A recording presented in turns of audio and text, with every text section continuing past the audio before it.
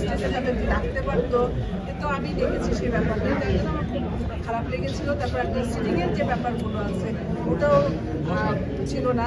এইবার মনে করেন আমি জানি না, আমি জানি না যে একটা চলচ্চিত্র একটা প্রশ্ন, সেটা হচ্ছে কি অন্য অন্য কান্ট্রিতে দেখছি যারা বড় বড় শিল্পী, যারা আর্টিস্ট, সিনিয়র যারা, তারাই সবার সামনে কাতারে থাকে, যেটা আপনার অভিযোগ ছিল। এটা আপনি অভিযোগ করার এবারও কিন্তু সেই কিছু করে সিনিয়রদেরই কিন্তু সেখানে সম্মান দেওয়া হয় এবং সেইখানে কিন্তু সব আর্টিস্টই থাকে। কিন্তু আমাদের বাংলাদেশে আসলে এটা কেন হচ্ছে? কেন হচ্ছে? যারা করছে আমার মনে হয় তাদেরকে প্রশ্ন করলে বেটার হবে। আয়োজক যারা করছে আয়োজকদেরকে জিজ্ঞেস করবো। আমরা আমি তো মনে করেন যে আমি তো বলতে পারবো না যে আমি তো আয়োজক না, এই যে আমি বলতে পারবো যে না ওনাকে সম্মান দিব বা ওনাকে দিব না। ওনাদেরকে বললে বলবেন যে ওনাদেরকে বলি, ওনারা আসেন। কিন্তু শুধু বললেই হবে না, তো বলার মতো বলতে হবে, সেই সম্মান দিয়ে বলতে হবে, তাই নয় কি? তো যাই হোক, এটা আমি মনে করি যে আপনার যারা আয়োজন করে আয়োজনকে বললে মনে হয় ভালো।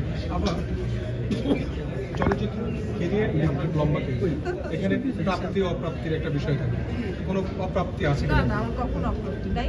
আল্লাহর রহমতে আমি যখন বুঝতে শিখেছি তখন থেকে কিন্তু চলচ্চিত্রের প্রতি আমার ভালোবাসা, আমি ছবি দেখেই কিন্তু আমি সেই লালন করেছি আমি অভিনয় করবো, হিরোইন হবো, নায়িকা হবো। তো একটা সময় যখন বললাম, যতদিন ছিলাম কি বলবো, আমার দর্শকের ভালোবাসা পেয়েছিলাম।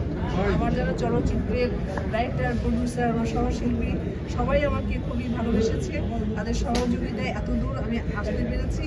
তো না মানে যদি ওনারা সহযোগিতা না করতেন, আমার চলচ্চিত্রের রাইটার, প্রডিউসার, শিল্পীরা, আপনার আমার যারা দর্শক, যারা আমার ছবি দেখেছে, তাহলে রিয়ালি বোধহয় বাংলা চলচ্চিত্র আমার মনে হয় যে ৩০০-র কাছাকাছি আমি বাংলা চলচ্চিত্র। আচ্ছা, একটু যদি আপনাকে স্মরণ করাই বা আবারও সেই পিছনে ফিরে নিয়ে যায়, ফারুক রোজিনার জুটিটাকে আপনার কোন চোখে দেখেন?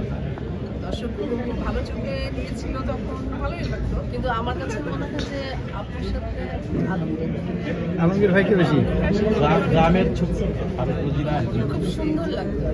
না, আমি মানে সবার সাথে খুব ভালো ভালো অভিনয় করার চেষ্টা করেছি, সবার সাথেই করেছি। সেই রামজাক ভাই